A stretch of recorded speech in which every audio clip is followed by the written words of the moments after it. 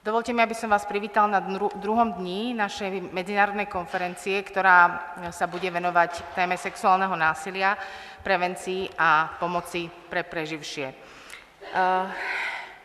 Musím povedať, že včerajší prvý deň konferencie bol pre mňa veľmi zaujímavý, pretože som si opäť uvedomila, aký je to beh na dlhé trate. Táto celá téma, to, čo každý a každá z vás robíte v svojej domovskej krajine a v medzinárodnom teritóriu a ako nesmierne dlho trvá, kým budeme vidieť nejaký výsledok úsilia o naozaj zlepšenie, skvalitnenie a zbezpečnenie života žien a dievčat, ktoré sú vystavované násiliu čím ďalej tým viac, práve preto, že sa bavíme teda aj o násilí v cyberpriestore.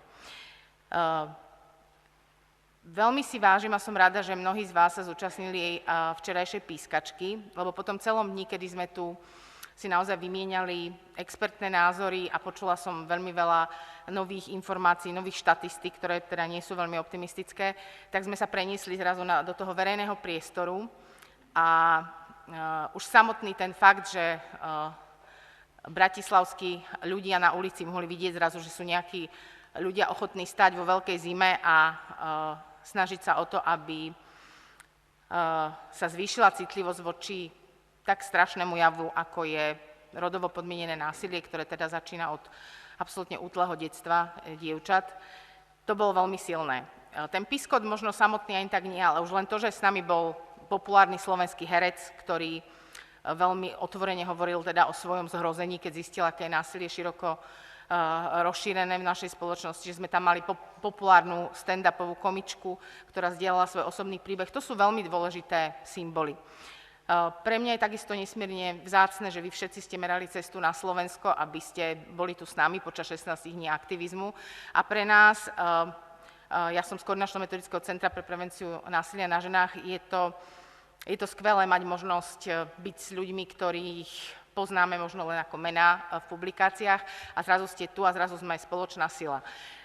Pozývali sme veľa novinárov a aj novinárok, ktoré sa téme venujú, ale musím vám s trošku spoľutovaním povedať, že tak ako sa svet točí rýchlejšie, tak sa objavuje čoraz viac horších a desivých správ, samozrejme politických.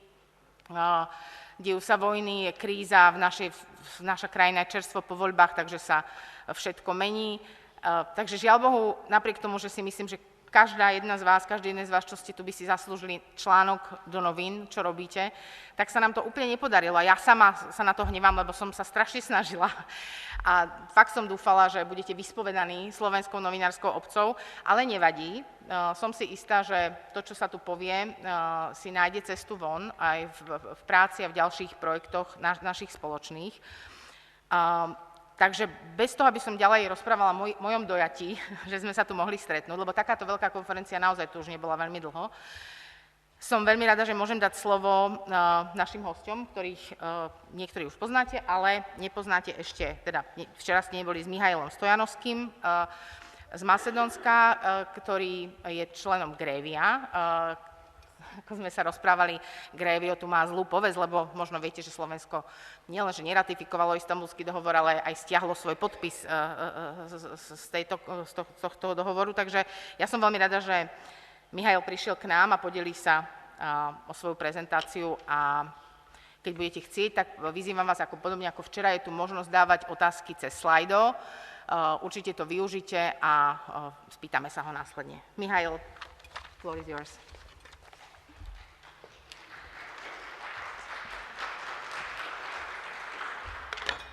Thank you very much. Thank you for the introduction. Again, a few words about myself. Everything all right? Can you hear me? Okay. So, my name is Mihail Stojanoski. I work for the Grevio Secretariat in the Council of Europe. So, my job and that of my colleagues is to help the Grevio experts in their country evaluations and to help them deliver the reports about all the countries that are members to the Istanbul Convention. So, this is why we also say Istanbul Convention on the first slide, so that there would be no confusions. And as this is the introductory remarks, I will try to just drop a few terms for discussion, open a few issues, discuss a few questions, tell you a bit about what the Istanbul Convention does or requires other countries to do when it comes to sexual violence, including rape. And I will discuss a bit about the three main avenues of action that the Istanbul Convention, how the Istanbul Convention tackles sexual violence. And finally, there's a slide towards the end that I just couldn't resist. It's about things that have changed in the last 5-6 years, directly connected to the Grevio monitoring of the Istanbul Convention, things that certain countries have reformed right before or immediately after Grevio's visit, and that was really a bit off topic, but I tried to keep it in as far as possible connected to sexual violence. So, let's not waste any time. This is what I'm going to talk about. So the monitoring mechanism, very briefly, because I'm not sure that it was covered already. So basically, what my job is, and what the Grevio experts do. The three main avenues of action when it comes to sexual violence and the impact. This is the thing that I couldn't resist, basically. So, as I assume everybody knows, the Istanbul Convention exists since 2011. It has come to force in 2014, and the gist of the idea is that countries would ratify and would undergo a monitoring procedure about domestic violence and violence against women. And the team that I work in, the Secretariat, is composed of some 10-11 people who assist the 15 experts of Grevio who do these evaluations. So they come up with recommendations that then countries have to or are encouraged to reform. So very briefly, first we send a questionnaire to each member state, then they send us a report. NGOs send us their reports and their side of the story, how they see things.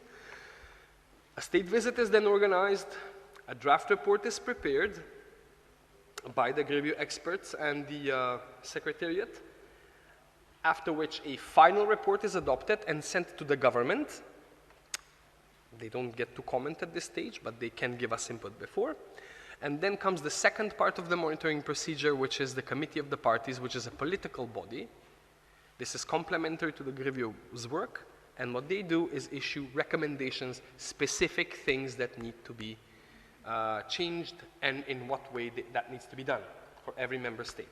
This is, of course, international law, so it's not a decision, a mandatory something that can be, a state can be taken to a court if they don't follow. These are recommendations. But the whole thing is based on the goodwill of a member state that recognizes the need for improvement and monitoring and therefore would welcome these recommendations and will, well, of their own accord, make the necessary reform. In our experience, nobody's perfect. Actually, no, everybody is very, very far from perfect, so it's not really a competition, although it's often perceived as such. But the idea is that there would be a step forward through the monitoring, however slow it may be. So, the second part of what I wanted to introduce today, and maybe I would be very happy if conversation sparks along any of these things that I could contribute further today. So, Istanbul Convention. Three main ways that we deal with sexual violence. Of course, every single article, or almost every single article, can be in some way connected to prevention, prosecution, of sexual violence, but these are the three main things where we monitor, where Grevio monitors states' compliance. So, first of all, specialist support services for victims of sexual violence. So these would be rape crisis centers, referral centers. It includes forensic examinations after sexual assault, trauma support, counseling, etc. So this is after the event has occurred. We have the requirement under Article 36 that rape would be criminalized as a lack of consent-based definition. So not, as opposed to other definitions. I will go a bit more into it later. So any non-consensual act of a sexual nature with another person, with any bodily part or object, this would be the core of the definition that the Istanbul Convention requires. This is one of very few things that the Istanbul Convention actually requires that there would be a change in substantive law. Most of it's like, if you go through it, it's like 5-6 things in total, but this is probably the most important.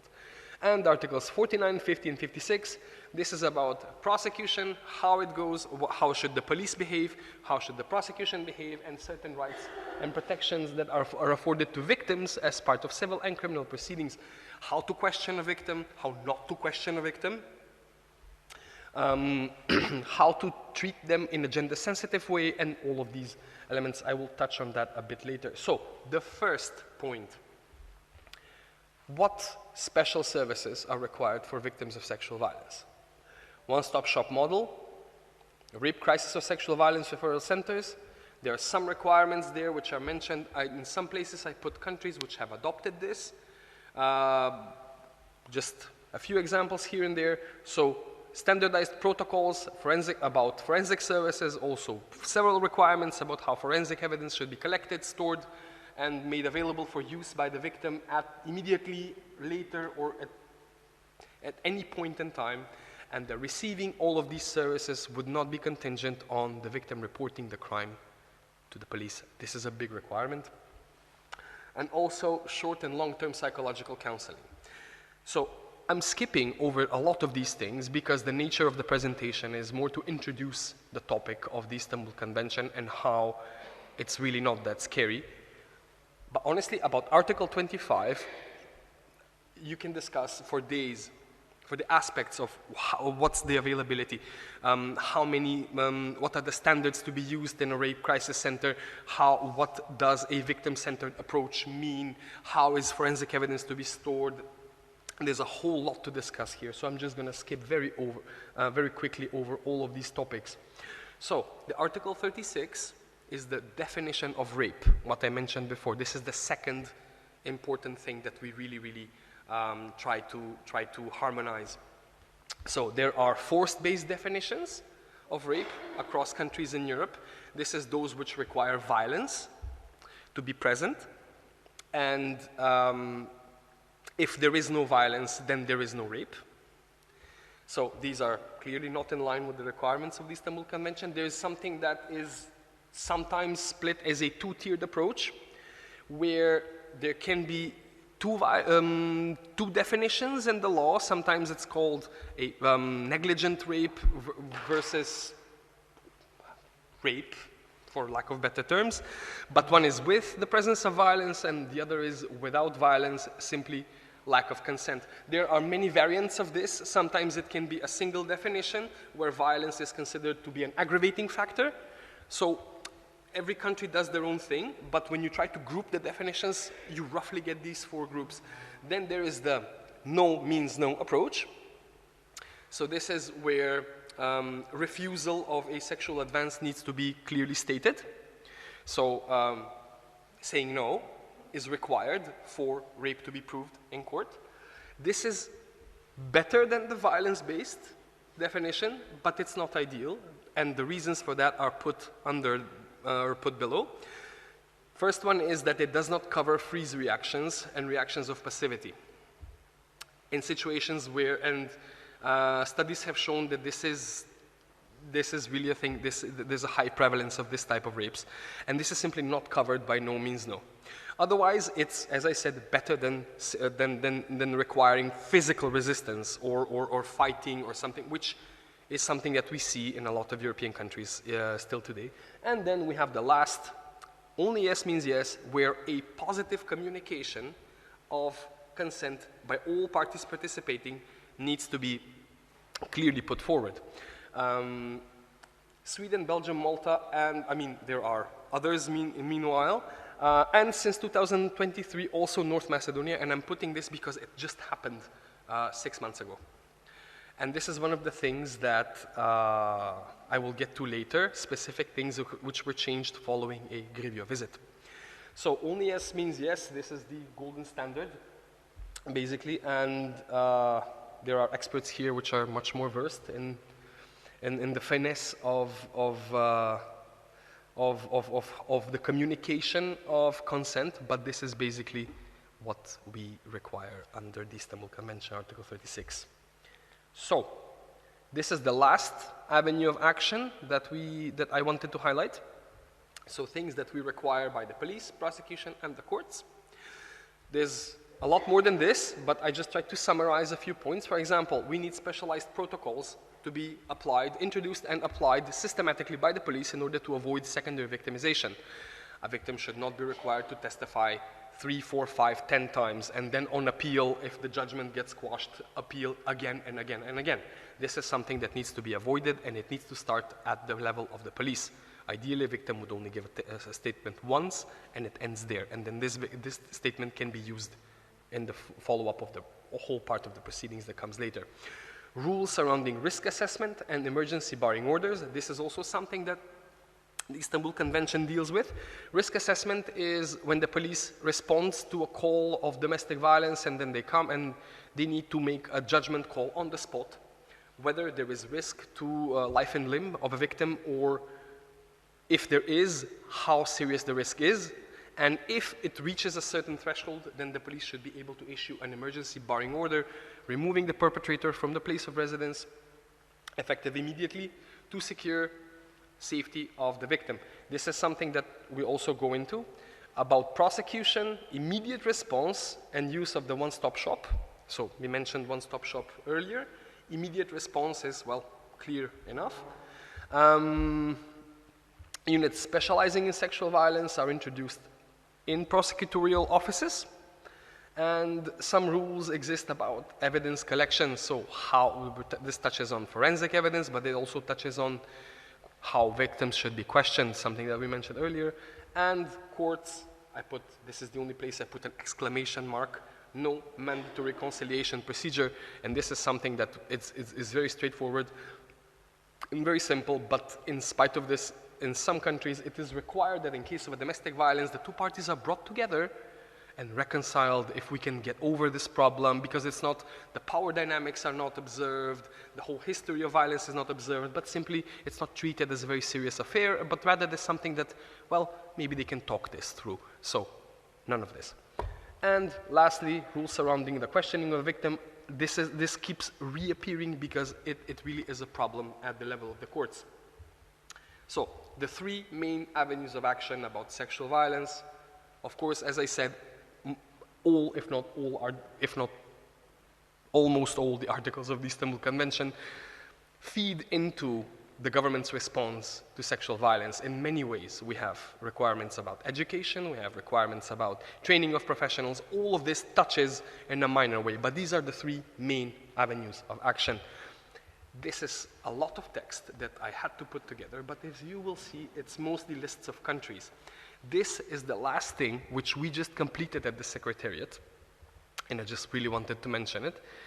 This is something that has happened in the last 3, 4, 5, maybe 6 years. The direct impact of the Grevio evaluation. We can see that new criminal offenses to prosecute stalking, sexual harassment, forced marriage, and female genital mutilation were introduced in a whole array of countries. And I put ... at the end because the list it's too long, and I really tried to save a bit on space because it would be illegible otherwise. Second, amendment of legislation on sexual violence to be based on the lack of freely given consent, what we discussed already. This has happened in a whole list of countries right there, and has led to an increase in the number of prosecutions of rape and also successful prosecutions.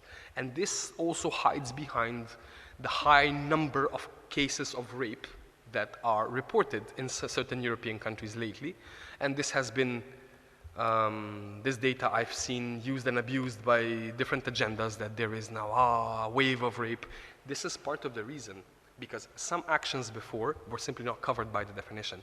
Now they are, and we have a higher number. Creation of special law enforcement units. and prosecutorial units, and where there are investigative judges, that as well, so that prosecution would become faster, more efficient, and more streamlined. Adoption of measures prohibiting perpetrators from approaching the victim, and increase in responsiveness of law enforcement and prosecution overall when it comes to sexual violence, and measures of protection for victims during criminal proceedings. This was the third avenue that we discussed.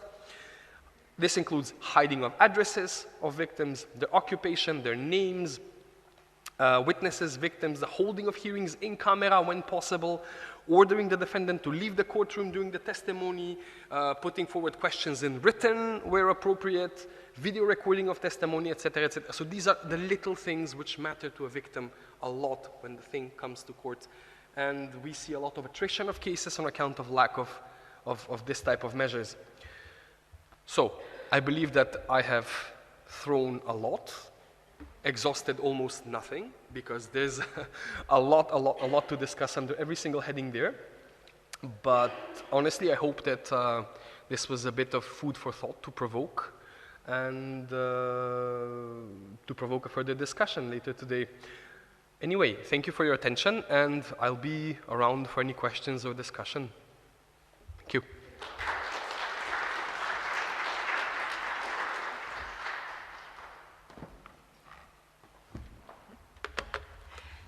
Ďakujem veľmi pekne, Mihail. Je teraz pre mňa veľkou cťou dať slovo skvelej norskej expertke na ľudské práva, pani Eapen, ktorá má dlhoročné skúsenosti v téme rodovo podmieneného násilia, má doktorát z kriminológie a budem sa veľmi tešiť na to, čo nám povie k dnešnej téme sexuálneho násilia.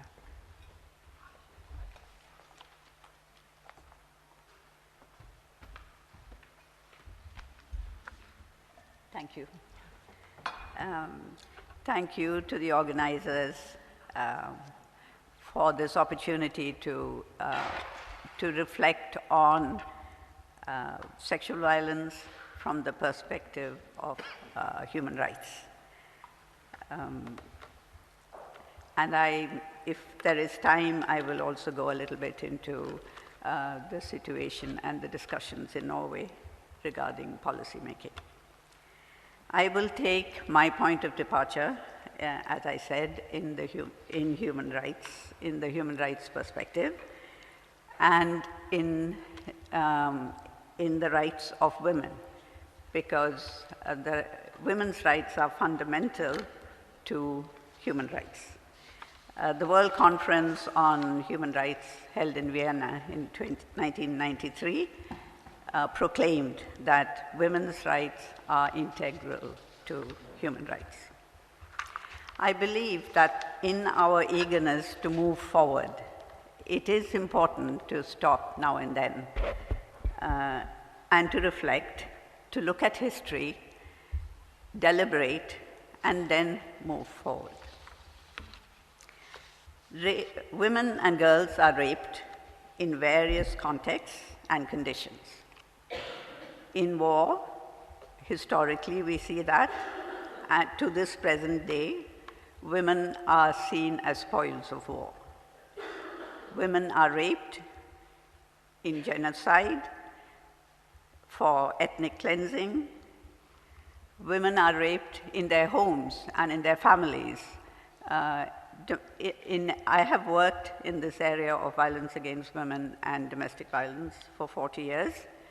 And in every case of domestic violence that I have come across, sexual violence and rape has been a real part of the process of abuse. Rape happens of course, in forced marriage, in child marriage, and in marriage itself. Women are raped, women and girls are raped in the context of work life, and in educational institutions when they are trying to get an education. Rape is a gross violation of women's integrity. The UN Special Rapporteur on Violence Against Women also declares this, that she defines rape as a grave, systematic violation of women's human rights. And she defines it as a crime and a manifestation of gender-based violence against women. There are different ways and arenas where women and girls are raped, as I said, and all these contexts of where women and girls are raped point to the commonalities in this crime. Women are seen as possessions. There is an objectification of women and girls that takes place. And rape is about control, about women, keeping women in their place, women and girls in their place.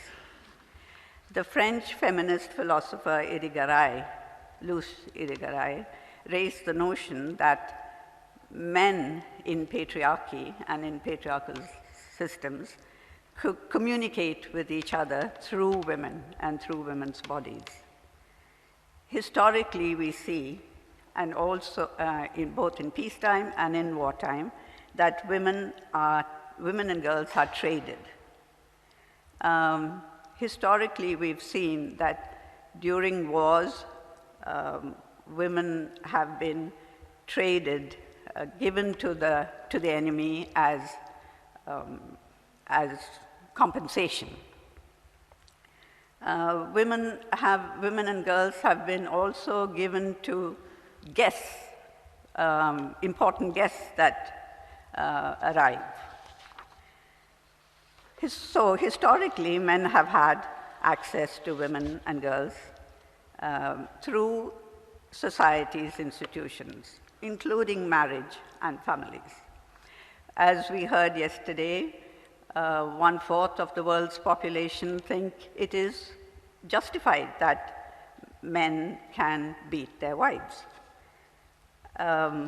So it has to do with the violation of women's integrity and human rights.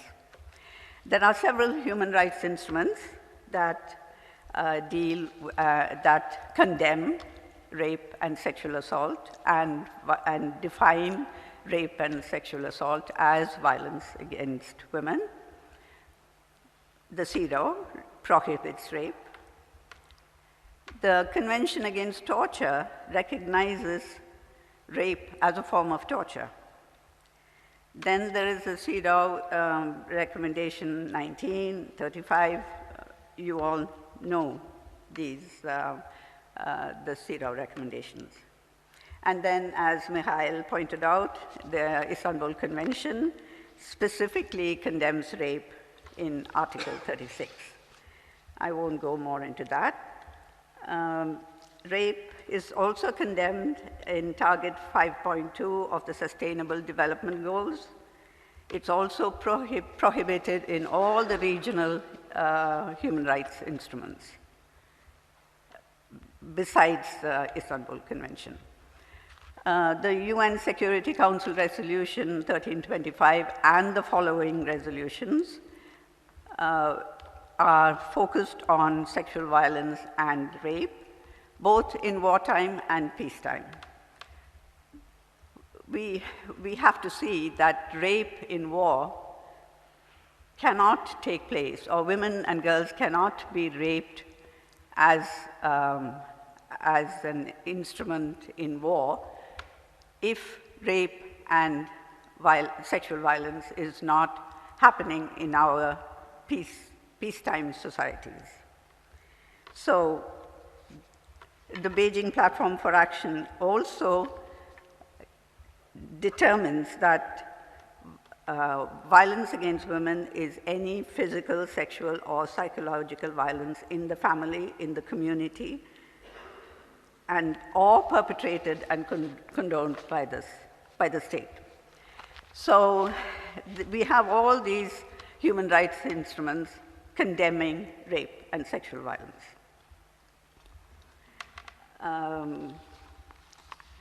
I will quickly move. I want to say a little bit about Norway. in Norway has been consistently remarked by the CEDAW committee for the last, I think, 20 years, that Norway needs to address the low conviction rates in rape and sexual assault. The Grevio has the CEDAW committee has commented on Norway's failure to follow up well enough on rape and violence against women. And the committee has expressed concerns over the fact that between 68 and 78% of reported rape cases are dismissed, and that acquittals in rape cases is higher than for other crimes. That was the last recommendation from the CEDAW. When it comes to the Grevio report to Norway, I won't go into all the recommendations, but some of the main recommendations were about, of course, rape, and the Grevio committee recommends that Norway bases their definition of rape on the lack of consent. I'll come back to that. It's an ongoing discussion in Norway. And also, the Grevio recommends that Norway move away from the gender-neutral position Norway has taken and has moved towards to a more gender-sensitive and gender-specific approach. And also, Grevio comments on Norway's enforcement of the due diligence principle, and that they recommend a gender-sensitive approach in the prevention, protection, and prosecution of the victims of violence. I want to say a little bit about the notion of consent, because all these human rights instruments that we have looked upon point to the importance of moving away from defining rape as something that the victim has to prove that force has been applied, to the notion of consent, that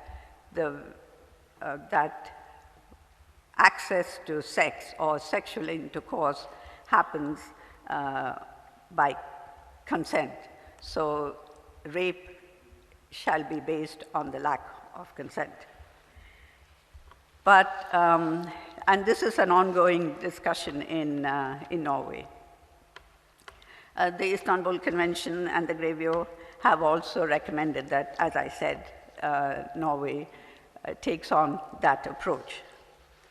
But there is a dilemma here, because as Catherine McKinnon points out in a very good article that she has written, that the notion of consent is, I'm just throwing this out here, because I believe that the move away from basing the definition of rape on force towards the lack of consent is in a normative manner a good move. It can bring about normative changes in attitudes in society. However, as Catherine McKinnon points out, the notion of consent is not compatible really with equal, joyous relationship between men and women, a joyous sexual relationship. And also, in this extremely gender unequal society that we live in, how do we know really what consent is? In a relationship where coercion is the norm. So there are questions here as to how good, in the end, the reliance on consent in our legal systems can be. But as I said, in the normative sense, it has to be, hopefully, a good move. The Beijing platform, for example, and I want to go back to the human rights aspect. The Beijing Platform for Action declares that violence against women is a manifestation of the historically unequal power relations between men and women, which has led to the domination over and the discrimination against women by men, and to the prevention of women's full advancement. And it has to do with the lower status accorded to women in the family, in the workplace, and in the community in general. So I think I will conclude here, but I think we need to see the interconnectedness of all these different forms of violence against women, and the commonalities in them, and the continuum of the violence in women's lives. And this also enables us to see that violence against women and rape and sexual assault are historically entrenched in our societal institutions. As the Istanbul Convention points out, violence against women, including rape and sexual assault, are both a cause and a consequence of gender inequality. So, in other words, the root causes of violence against women and sexual assault, including rape, needs to be addressed by addressing the root causes of all the forms of violence against women, as it has been pointed out also yesterday by Melanie and many of the others. We need to break through the framework of patriarchy. We need to address the root causes. As I said, we need to transform the power dynamics between men and women in all our relationships. So we can see our social structure, systems, institutions, even our language that we use is so entrenched in patriarchy, in patriarchal norms, standards, values, and frameworks. And this understanding makes it an imperative that we ensure in every step that we take, in the work we do, in every policy we develop, every measure we undertake, every service we implement, that we take a human rights and victim-centered and gender-sensitive approach. That all the work we do and that we carry out will contribute to the empowerment of women and girls, not to their submission and to their control. Thank you.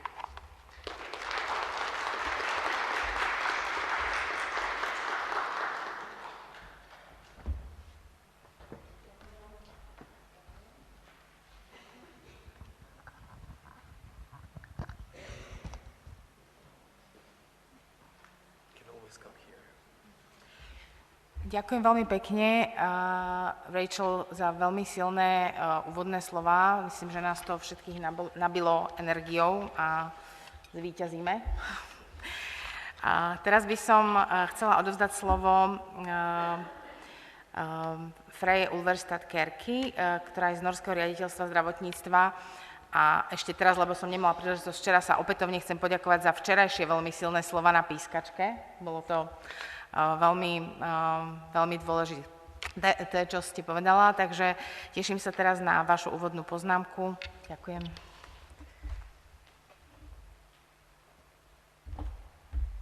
Thank you, Vera. Good morning, everybody.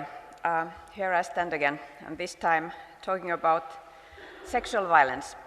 And after these very important introductory remarks from the eminent representatives here, I will go a little bit more concrete, and I will tell you about the Norwegian situation, or some aspects of it. Now, we know that sexual violence is more common than we like to think, and these are quite new figures. We have found that there is an increase of 66% since 2013, which is 10 years of a time frame. Sexual violence has an enormous trauma potential. If we talk about gender-based and domestic violence, the sexual violence part of it is even more traumatizing potentially, and is often even more stigmatizing than other types of violence. And this is not very surprising because sexuality is kind of inside not just the body borders, it's also inside the borders of one's individuality. That's why it is really stigmatizing talking about it. And this is also something that the fewest of the victims want to disclose. The prevalence, this is brand new figures from the Norwegian Center on Violence and Traumatic Stress Studies. It's about rape. 14% of the women have reported being victims of rape, while 2% of the men has reported of the same. And we will most certainly hear from NKVTS later today about these figures and other things from the report. Here's some statistics coming from different sources. 80.2% of the victims feel shame, and this is from the Dixie Center from 2012, but I would think it's 100% actually. But this is because it's reported, then we need to refer to these figures. 98% of the perpetrators are men, and approximately 44% of the sexual violence is happening in the context of party, in the context of celebrations. The digital sexual violence is increasing rapidly, as it has been stated several times during these 2 days or yesterday. Here are some of the political documents in Norway. 2 national action plans against rape. And then in the middle here is a very interesting report, and I'm not just saying it's interesting because it's coming from the Directorate of Health. It's interesting because it talks about a new initiative about low-key health services to those who are in risk to commit sexual abuse against children. And this is something new that we have been working approximately in 2 years' time. We want to have a kind of a very early integration strategy here, because we have a lot of empirical evidence that children and persons who are committing sexual violations against children or others, they will do that also later on in their lives. So that's why it's a very important initiative. The focus areas, this was the follow-up of the potential perpetrators that will become perpetrators. There are juridical measures, of course, that our Ministry of Justice and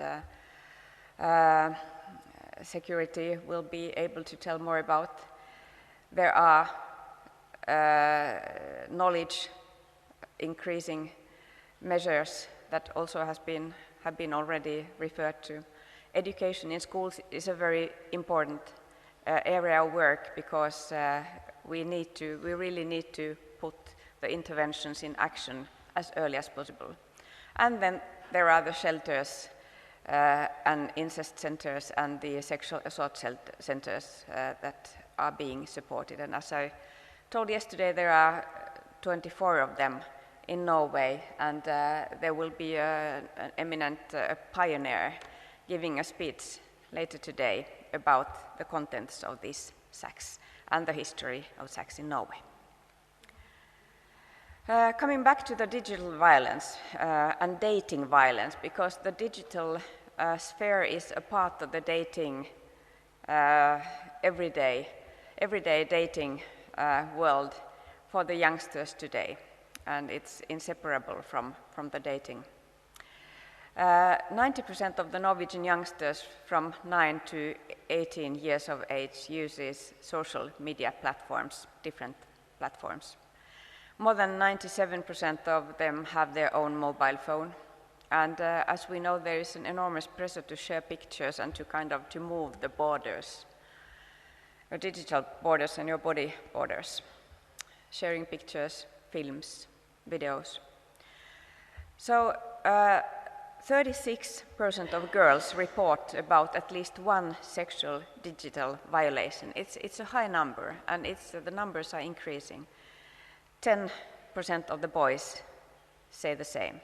And this is from the Oslo Metropolitan University, a brand new study, Young Violence. And this is a direct quotation from this. Sexual abuse of children is a significant societal problem with major psychological, social, and economic consequences for the victims and their families, the community, and the perpetrators. To protect children from sexual abuse, it is necessary to establish preventive measures against people who have sexual feelings for children before they abuse children. And this is the initiative that the Norwegian Directorate of Health have started. And here is a picture of the helpline that has been established for persons who are in risk of committing sexual abuse or who have sexual feelings for children. This is something that is kind of secondary indicative prevention. Their target, as I told you, those exhibiting early signs, and their scope and purpose is to prevent escalation. And there are 4 different levels in this. It's the first level is about, I don't know, perhaps you can't read it, but it's about the campaigns kind of targeting the whole population. The level 2 is open website with information and search service contact information about the telephone and the chat line. And the third level is about anonymous general guidance service. And then the 4th, again, is about the therapeutic treatment for those who need it. This is a compilation of the work in programs we are doing. It's a national program for reaching out and offering health services to people at risk. It's developed by us and on behalf of the ministry.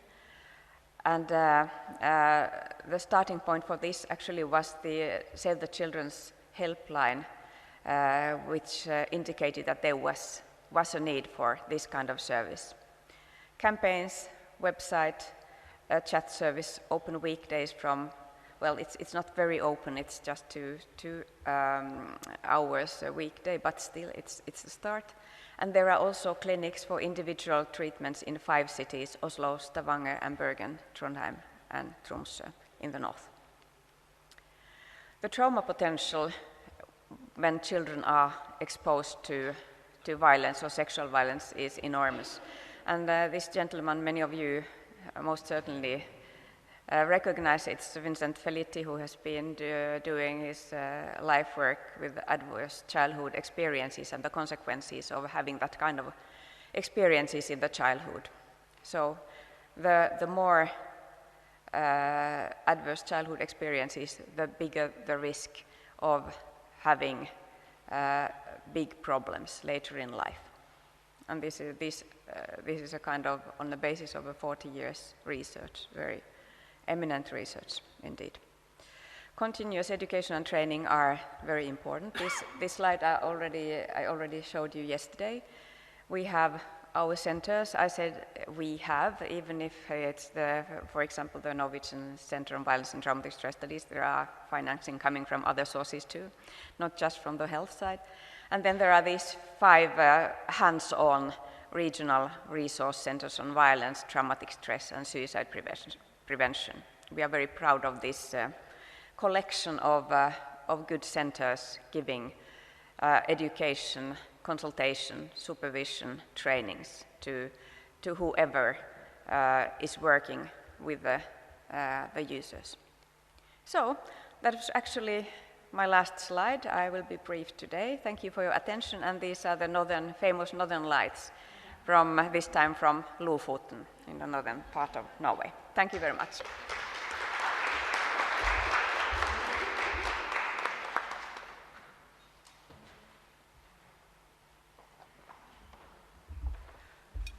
Ďakujem veľmi pekne za skvelú prezentáciu a za krásnu polárnu žiaru. Potešila nás.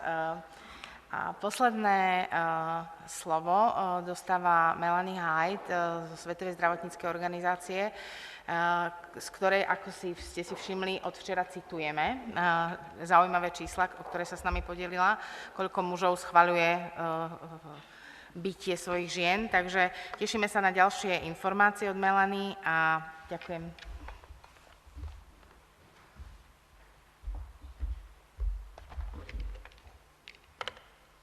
Dziękuję.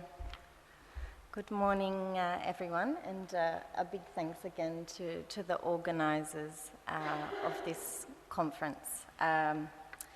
Yesterday we heard a lot of discussion, a very rich discussion, and I was really impressed by the different expertise in the room, the promising practices, and the opportunity to come together and really discuss how we move forward, in particular looking at the magnitude of this problem.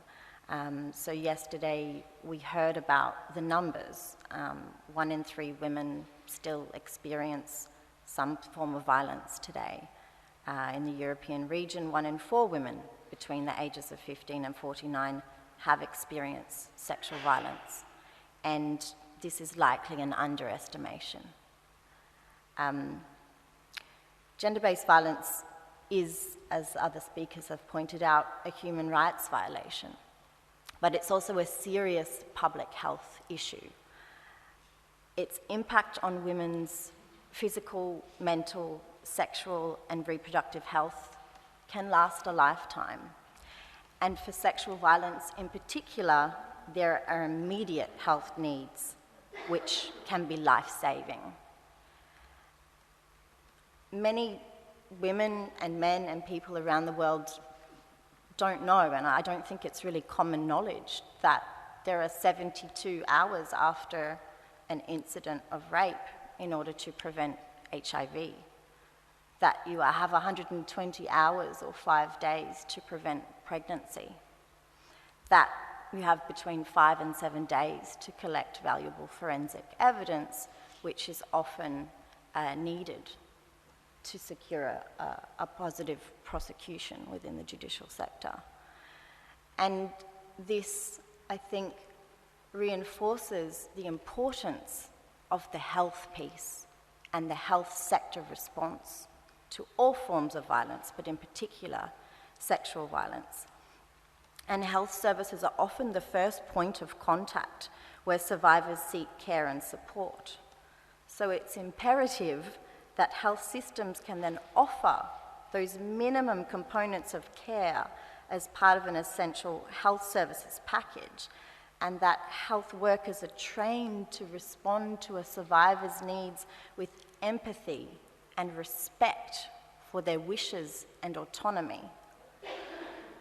Unfortunately, when survivors bravely seek help, they're often experience barriers to accessing the care they need through re-traumatization, through blame, through judgment, through ignoring signs of violence. I myself am a child survivor of sexual violence, and I often think about my journey through the health system and the opportunities that were present that were not taken up, that I could have sought health care, that I could have perhaps earlier addressed some of the long-term implications that I've had to deal with in my journey from being a victim to a survivor. And that journey spanned 25 years before I was able to talk about what happened to me. So I also think about the kinds of privilege and opportunities that I have had and the access to care that many survivors never have. And that's why I think it's incredibly important that we think not only of our own experiences, but everyone's unique experience as survivors, and many of us here today are survivors. WHO plays a unique role in producing normative guidance and international standards of care based on evidence. This is really important. Evidence-based guidelines help us to ensure that healthcare is provided in a way that supports the survivor's interests and the best chance of them moving into a journey of healing and recovery. But what I see from my work across the region is that it's during events like this, where practitioners, experts from different sectors, all come together, where the change actually happens, where we can discuss different approaches, best practices, promising practices, what has worked, what has not worked, and really create the space for survivors to bravely share their stories, as happened yesterday, and then reflect on what could have been done to prevent that, but also what could have been done that we responded better to those particular cases. While we have a terrible situation, I think, and a pandemic of public health for this issue, we also have some improvements, I think, in the way that we respond, in definitions of consent, yeah, in protective measures available to victims that make it more able for them to come forward, but also to report. And the amount of strength, physical and mental, that it takes to go through the criminal justice system is immense. And many survivors don't have that strength. So I think it's important to reflect on the rights of survivors, and I'm also reminded of some recent research where actually to not report, to not go through that system, is also an act of agency for many survivors. So I'm honoured to be here today during the 16 days of activism against gender-based violence, and I'm really eager to hear from you what is working, what is not working, and what we can do to support greater progress in eliminating violence against women and girls. Thank you.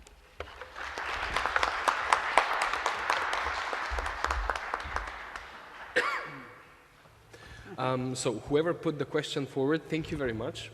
This is a whole field of conversation that we often get invited to discuss specifically this issue. The NGOs have a huge role to play in the monitoring process. So the government gives us a state report about their evaluation of how they've applied the Istanbul Convention, and then NGOs give us their own shadow reports of what they see, how the Istanbul Convention has been applied. We give an opportunity to both sides, if I may say so, to put evidence forward, give the research and the statistics. And the Grevio experts give their evaluation having in mind both sides of the story. Every single NGO can submit a shadow report, a comprehensive one, a partial one focusing on one article only, on the work that they do in as much as it's relevant for the Istanbul Convention. At any point during the evaluation process, they can submit it today about an evaluation which happened 2 years ago because there has been a significant development. They can raise attention to an issue or a significant development at any point, but it's most useful right before an evaluation, at which point the Secretariat reaches out to known NGOs to collect their input, because we want the input.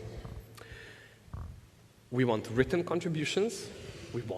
It's ideal if we collect written contributions, but also during the country visit itself, we invite NGOs to a round table to collect further information. At that stage, we also have specific questions and clarifications that sometimes only NGOs can answer to. The Istanbul Convention, for example, covers financing of NGOs by the government, and this is usually a very contentious issue between the government and the NGOs, and we really, really want the NGOs' input. So, long story short, NGOs' contribution is invaluable, it's appreciated, and we couldn't work without it. Thank you very much. Ďalšia otázka je na naše norské expertky. Otázka znie, má Norsko nižšiu prevalenciu obetí domáceho násilia v porovnaní s inými krajinami EÚ vzhľadom na prepracovanosť preventívnych programov?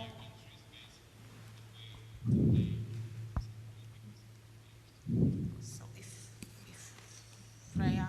Sorry, can you repeat the question? Yes. I didn't have this. Má Norsko nižšiu prevalenciu obetí domáceho násilia v porovnaní s inými krajinami EÚ vzhľadom na prepracovanosť preventívnych programov?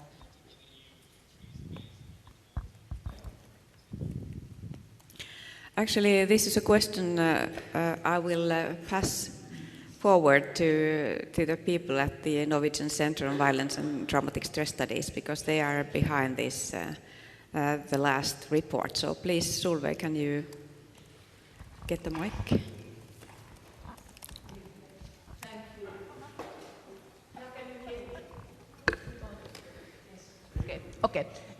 Okay, I will also in the afternoon, after the lunch break, speak a little bit about this, looking at the prevalence figure.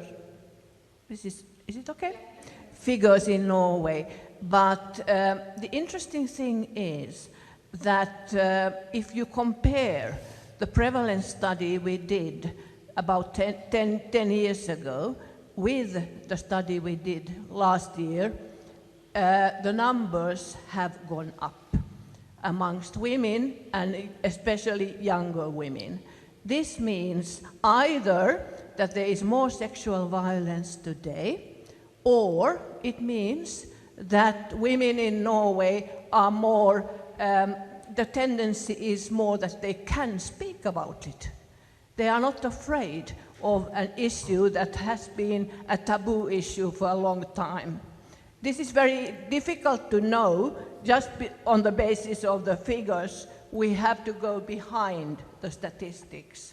I will also mention the concept of the Nordic paradox, showing that in the gender equal Nordic countries, Norway and the other Nordic countries, we have high prevalence of violence, relatively speaking, but at the same time, indicators show that we have high levels of gender equality in politics, in business life, in society in general. I will discuss possible explanations to this also later on, but just to give you a little bit of input to also attend the afternoon session, could it be so that we should not today only look at violence, domestic violence, violence against women, as a part of the gender power structures? Them, of course, still being important, but should we try to have several thoughts in our minds simultaneously? Also to look at issues like marginalization, poverty, social inequalities, psychological problems that also can explain part of the increase of violence.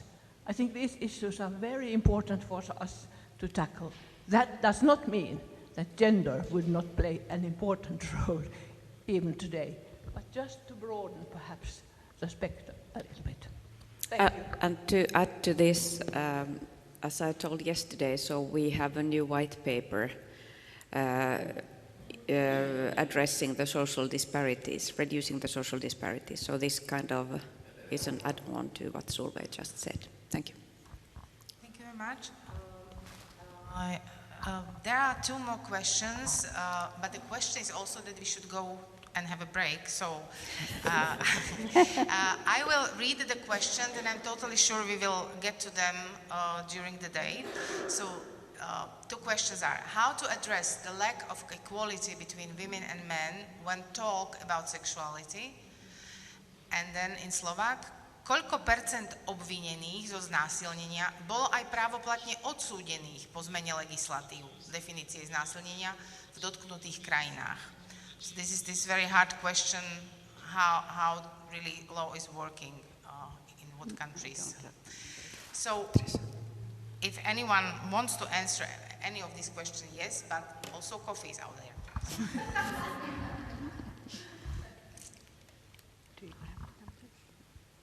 No. So we will continue after the break.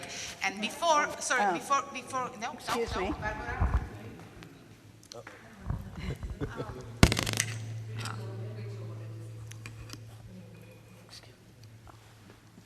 Well, I have this. I just wanted to address that first question about NGOs' participation, that it's extremely important to the Grevio.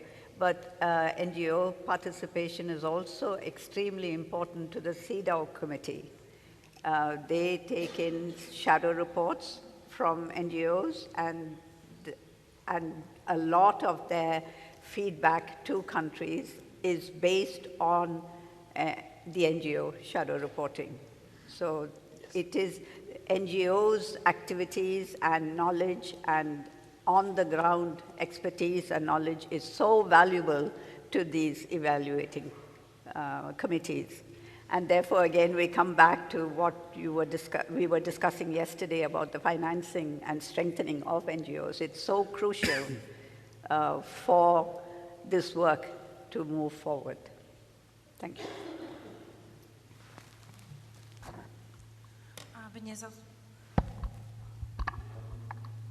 Aby nezostala nezodpovedaná ani tá posledná otázka. Samozrejme, že asi nemáme prehľad, aký vplyv mala zmena legislatívy alebo redefinícia znásilnenia vo všetkých krajinách, ale môžem poslúžiť švédskym príkladom, kde rok po zmene legislatívy vzrástol počet odsúdených za znásilnenie o 75% a švédsky Rada pre kriminalitu sama konštatovala prekvapenie z tak pozitívneho výsledku, takého veľkého vlastne nárastu čísel a tiež na menšom okresnom súde v Švédsku vlastne robili revíziu všetkých prípadov z roku 2019 a porovnávali ich, či by tie prípady boli stíhané aj podľa predchádzajúceho znenia zákona. Našli 76 prípadov, ktoré by neboli stíhané, ak by nebola zmena definície znásilnenia prijatá.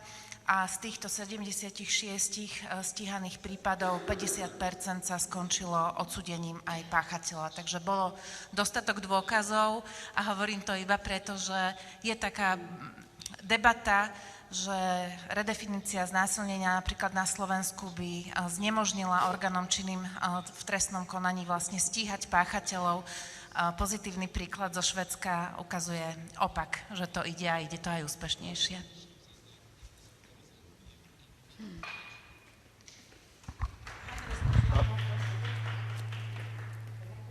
There's one more question. A bit to what the question was on what is the impact if legislation change. Apart from that, for example, with the cooperation activities of the Council of Europe, we have seen that not only changes in legislation, but training of prosecutors help very much into the successful prosecution of sexual violence. In Georgia, for example, we have trained all the specialized prosecutors, and the prosecutions have gone up to 68%. So I think there is a direct impact as well from legislation and also how the judicial operators treat sexual violence. Thank you. Excellent. Thank you very much. Thank you very much for all your opening remarks. You deserve very much drinking and eating something, but please let me connect it with the instruction that we are not allowed to bring any food or drinks inside here. Please do not do it. Thank you very much. And let's have a break now for 10 minutes. Thank you so much. Thank you.